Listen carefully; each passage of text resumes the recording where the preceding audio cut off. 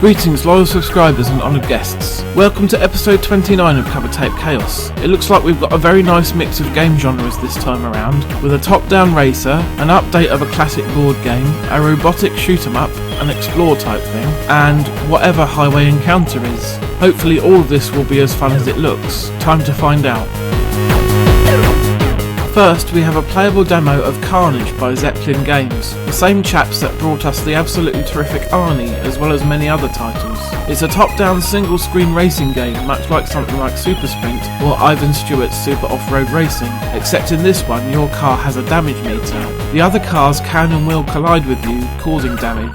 You can and will collide with the side of the track, as well as other hazards like oil spills, rocks and water. You can and will become absolutely enraged by this game. Again, I usually love this genre of game, but the damage mechanic makes this one very hard to enjoy. The car is incredibly twitchy, and it would appear that the CPU opponents are not subjected to the same rules you are. They don't have a damage meter and just shrug off any hits with no performance degradation at all, while you are left to limp around the track and then waste valuable seconds in the pits getting repaired. Visually it's fine if a little simple, and the audio is perfectly adequate too. It's just the painful gameplay that lets this one down, I'm afraid.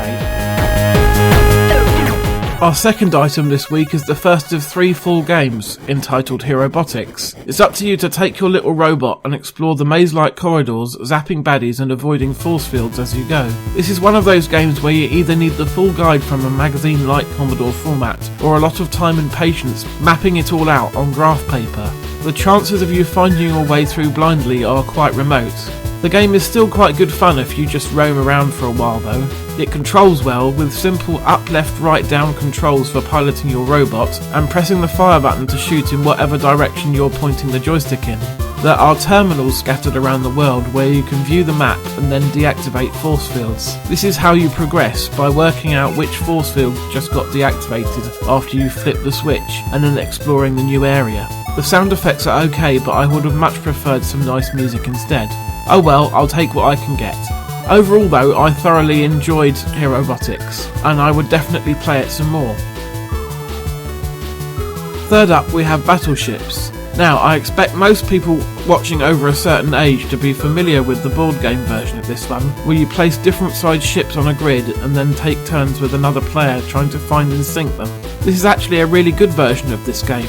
The controls are well thought out, the presentation is top notch with plenty of extra touches that add a little bit of character, such as a victory sail past for the winning fleet, and there is some decent music all the way through.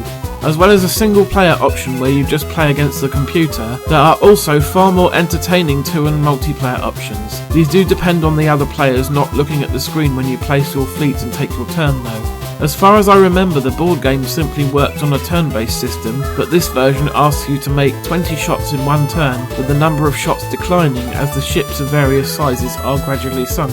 This helps speed up the game quite a bit and ramps up the tension as well. But should one player get lucky and sink 1 or 2 ships early on, it does give them quite an advantage for the rest of the game. Still, Battleships is a true classic, and this is a fun and polished update. Give it a go with a friend. Finally, we have Highway Encounter, or that game with the things that look like Daleks, as I have always known it. I'm just going to be honest with you here, I don't like this game at all. The controls are just painful. I realise that's kind of the point, but it doesn't add up to an enjoyable game for me. Basically, what you are supposed to do is transfer this thingy from one end of the highway to the other. To do this, you have 5 little robots called Vortons. Should one die, you take control of the next one and so on. So it's your job as the lead Vorton to push obstructions out of the way and kill enemies.